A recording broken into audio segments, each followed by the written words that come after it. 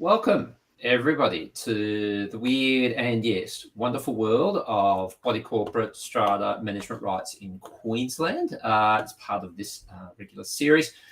My name's Chris Irons, and I'm director of a firm called Strata, and that's stratasolve.com.au. Alongside is Frank Higginson, partner at Hines Legal, based here in Brisbane, and leading provider of Strata Legal and Management Rights Services in Queensland.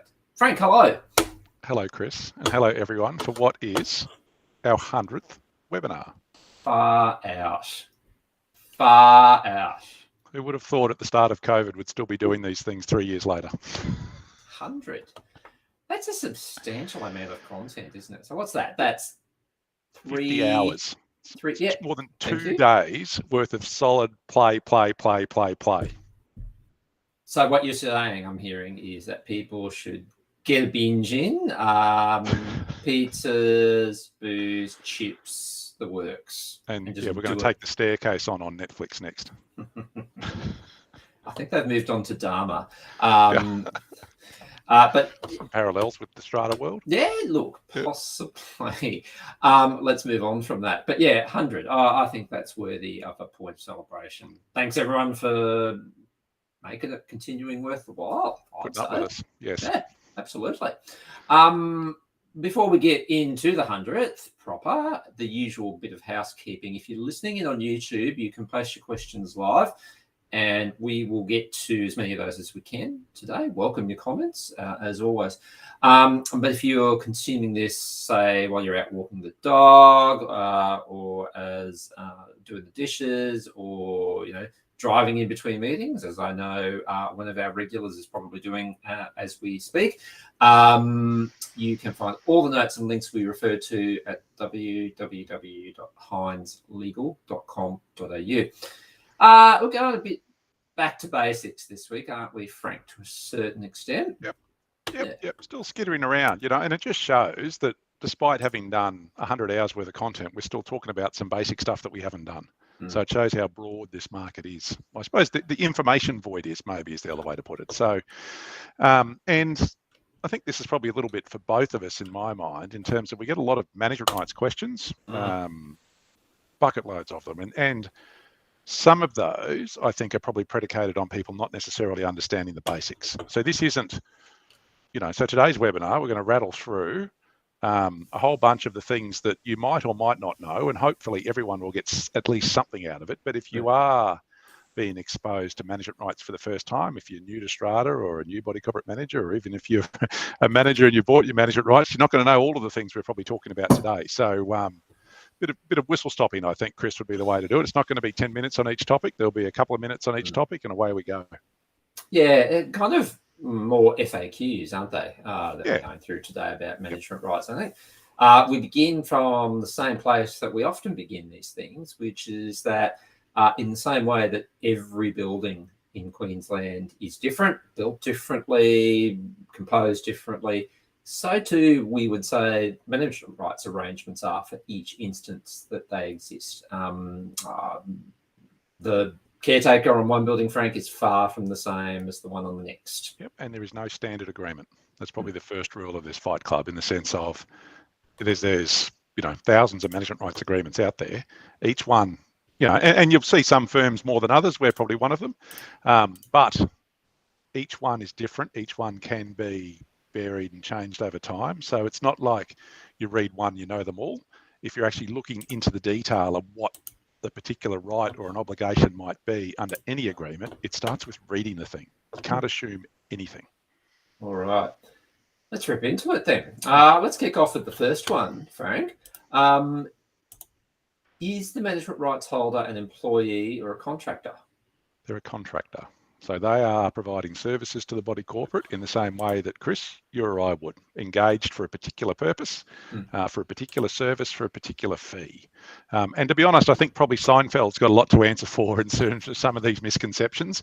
The doorman, I'll be gender specific, that was always there in the Seinfeld, the concierge, where the people walk in and they're there greeting them, all that sort of stuff. That's not what management rights is. So managers are contractors, which by its name, the management rights agreement is a contract. And what they're required to do is what's set out in that contract. No more, no less, as much as people will do sometimes less and absolutely will do more. But contractually, that's what it is. So they're not employees, the same as I can say to a staff member who's an employee of ours, I need you to be logging on at 8:30, finishing at 5 o'clock, and you can have lunch from 12 to 1.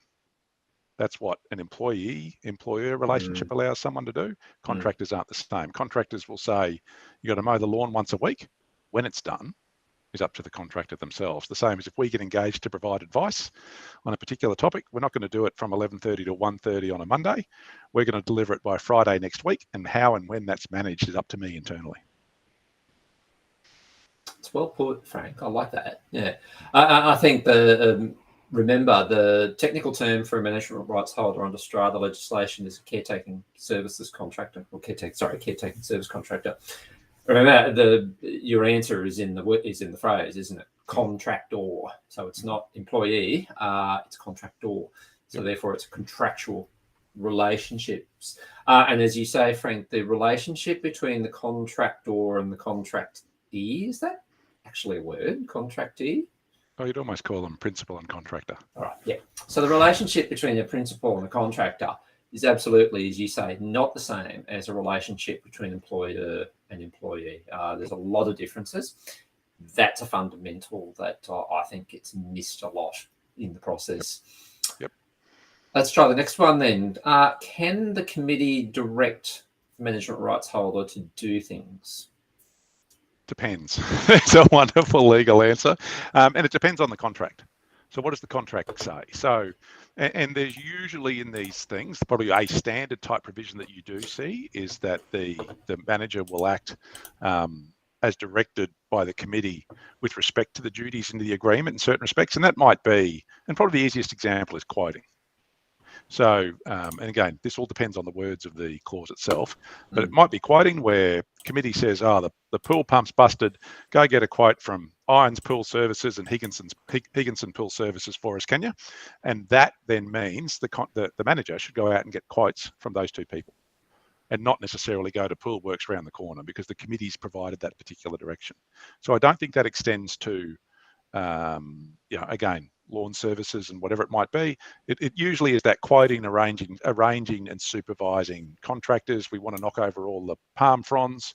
Can you go and get quotes from someone to get up there with a extendable ladder or whatever it might be and do those? It's that sort of stuff. So it's not to the same level as what you get in employment relationships, but there can be, subject to what the contract is, the ability to provide direction. And I suppose, Chris, where we get a lot of our work from, unfortunately, is when, again, that misconception about, a manager might be instructed to do something that's not part of their agreement. And so we've suddenly got the, what does the agreement say conversation. And I think also all of that is right. And then I think if you look at this from a communications word point of view, Frank, direct. Direct has a particular meaning, doesn't it? It's a one-way street, effectively. Yes. That's the inference out of direction. Putting on my old public servant hat, you are directed. If you're given a direction, you do it. I'm not sure that this is what we're talking about here. And in any event, if you were to look at the situation, if I'm being directed to do something, it's quite possible I'm not going to take that too well. Whereas if there is a discussion or request or, whatever you want to call it, those are probably far more preferable things to say and do other than direct, I would have thought. Yep. Get people on the bus. And dead set, one of the issues we absolutely have from a management rights perspective is managers not, and this particularly happens when you get a change of committee. So a previous committee might have been hands off, let the manager run the show. A new committee comes in, wants to be hands on and get involved. The managers can sometimes push back and say, no, I've always done it this way or whatever it might be. But ultimately, the manager is contracted to the body corporate and takes instructions from the body corporate in a number of respects, the same as we do as lawyers. I might say to a client, I don't think you should do that. You should approach it this way. No, Frank, I want to go this way. Okay.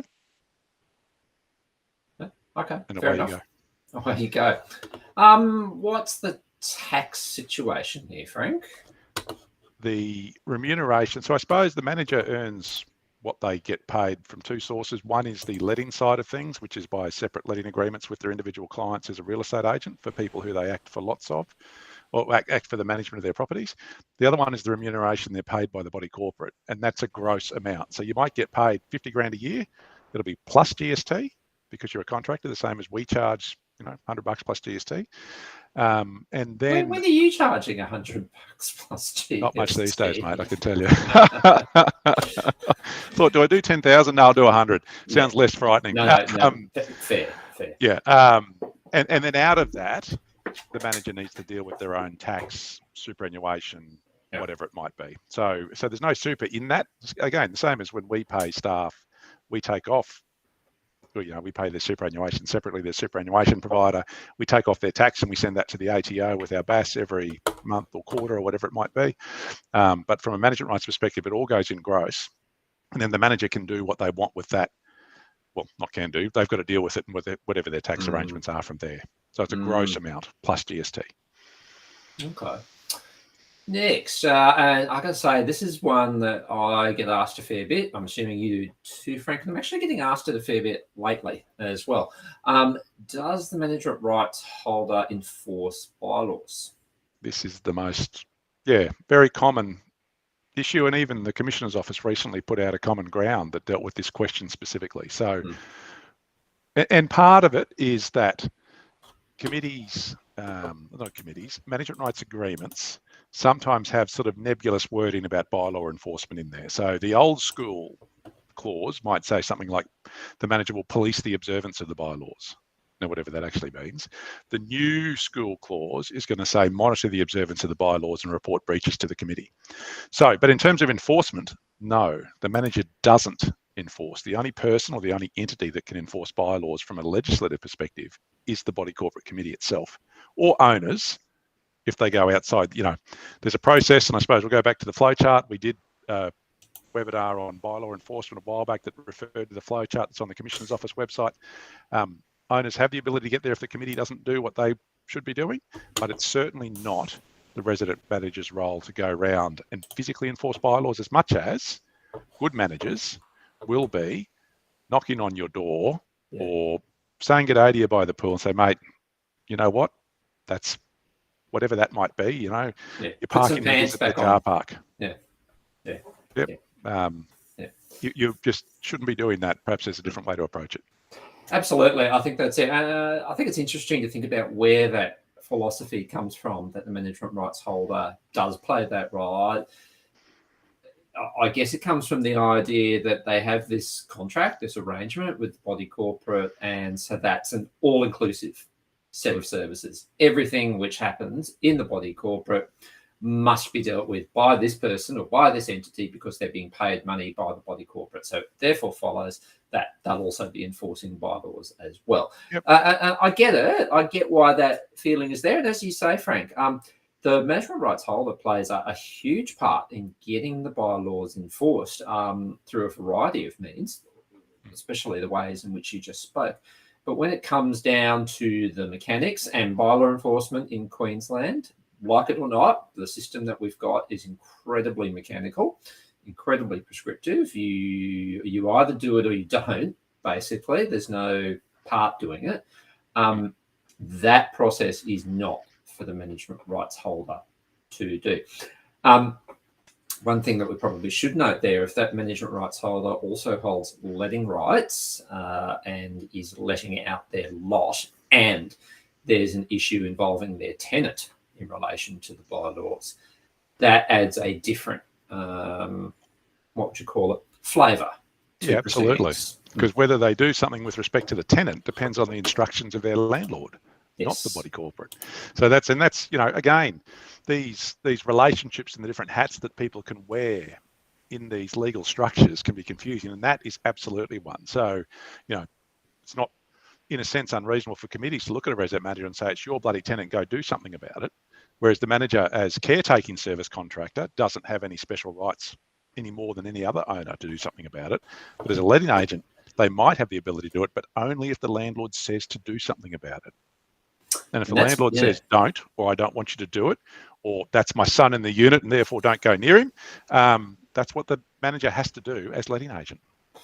I guess, Frank, that's more of an issue about understanding which hat you're wearing at which time as well. That kind of thing happens in the body corporate all the time, where you've got different occasions where you're wearing different hats, and you've got to try and figure out which one you're wearing at a given time.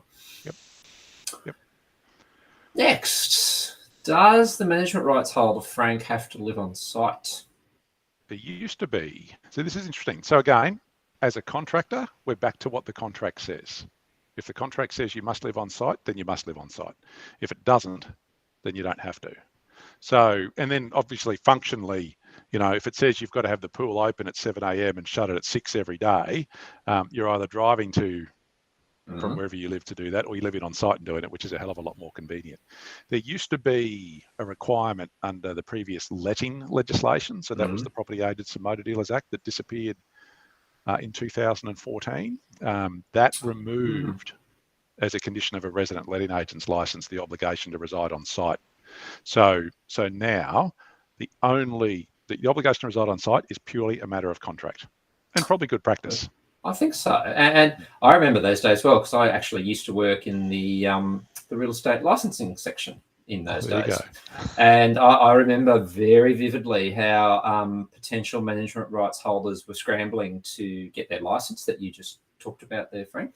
And at the same time, they were trying to wrangle the living arrangements. Usually, on the one hand, they were settling, trying to get the license, they were trying to settle the sale. And then they actually had to satisfy that they were living there. And there were all these bizarre rules. Contiguous. Contiguous. That's the one. Yes, about how close you were and how close you were. And I guess government got to the point where it said, hang on, we can't actually force people where to live.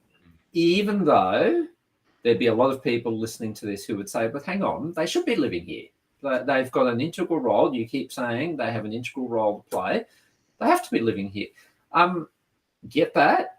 Totally get it. I don't think it follows that the only way you can optimally carry out that role is to live there. To me, it's about quality anyway, not how many hours. There's probably more, it's people are more comfortable if people are living there, as much as, you have the question, what happens if there's an emergency? Well, you ring the emergency services, you ring the coppers, you ring the fireys, you ring the ambos, and anyone can do that. It's not me doing it. If I was the manager. But yeah, it's still, it is one of the hallmarks of what used to happen. It's sort of happening less these days, the price of real estate and all that sort of stuff. But I still think, personally, the power of the management rights model comes from people living on site.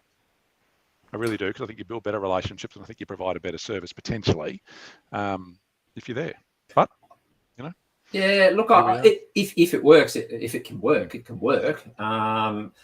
But geez, that can be actually practically very difficult to achieve, I would have thought. And I suppose it does come back to the person involved, doesn't it? Yep, absolutely. Here's a good one, Frank. How long do management rights agreements go for? Well, isn't this a topic of conversation at the moment? Community titles, legislation. I don't know what you're talking about. Yeah, Law Reform Working Group. 2 modules, really. Standard and accommodation are where most management rights agreements are found. Standard module caps the term at 10 years. Accommodation module caps the term at 25. So that's the maximum term that an agreement can go for. Just because you're in that module doesn't mean that you have to have that. So you can have agreements governed by the accommodation module that go for 15 years, for example. Because once they're in place, they only then can be varied. And I suppose, Chris, jump into what the next question is. So you've got an agreement. How do you change it? Yep. So once you've got an agreement, it can only ever be, all agreements only ever entered into or varied in relation to term by general meeting, ordinary resolution, and a secret ballot. Variations other than in relation to term don't need secret ballots. So what tends to happen is agreements run down over time, or as everything does, we all get older. So a 10-year agreement that has 3 years into it's only got 7 years to run. So it's quite common and normal practice for the manager to ask the body corporate to increase that agreement back to 10 years. You do that usually at an AGM. And I think probably one of the You talk about misconceptions. The on-site residence one, we still get questions about that a lot. The other one is that agreements can be for longer than they were first granted. Yes. And by that, I mean, you might have a 15-year agreement in the accommodation module. You could take that out to 25 if the body corporate approves it at general meeting. There's this massive misconception. You can't go further out than what the original term was. And then that term is usually going to be broken down into, might be a straight 10 years, or it might be a 5 + 5.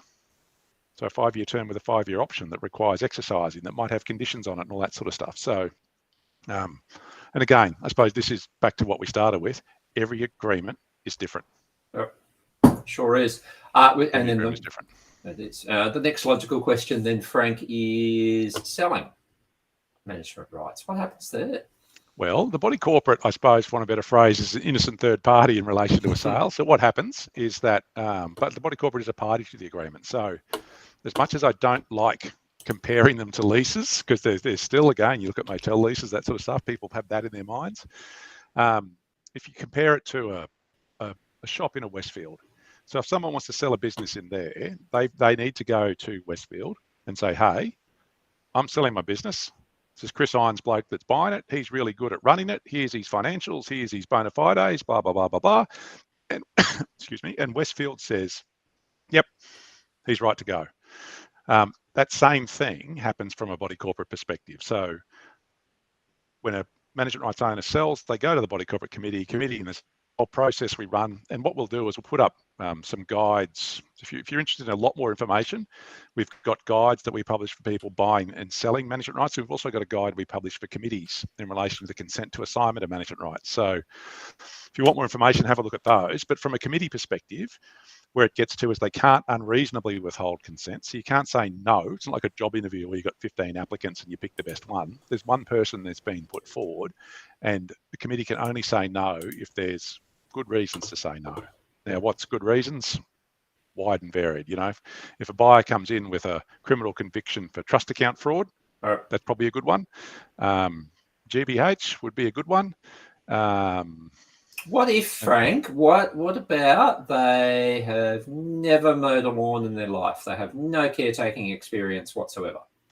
Well, I think if we did that, we never would have had a man on the moon. I think I'm being gender specific there because I don't think a woman has made it up there yet. But same thing. So to me, the issue then is showing from the buyer's perspective, and it's up to the seller to prove to the body corporate that the buyer can do the job. So there's training courses out there. You can go get work experience and all that sort of stuff. There's other ways and means. So really for me, done properly, if a buyer was worried about what their bona fides were going to be, there's training courses. Arama puts one on that helps people understand it. There's all these sort of things you can watch and learn. So, and I'd say mowing the lawn's not that hard. And I know that's a very simple example, Chris. There's probably more complicated things, city buildings with big bits of infrastructure, all that sort of stuff. It's not a matter of just effectively walking in straight off the street saying I can do this. It's as much as I say to management rights buyer clients, it's not a job interview. They're not going to pick the best of you, but there's still no reason not to put your best foot forward and explain how you're going to do what it is that you're required to do, because that should be the committee's main concern. First impressions last. Absolutely. What about if I'm on the committee, Frank, and the management rights are being sold or proposed to be sold, and I think that we deserve a cut of that pie as the committee? So specific statutory prohibition on that.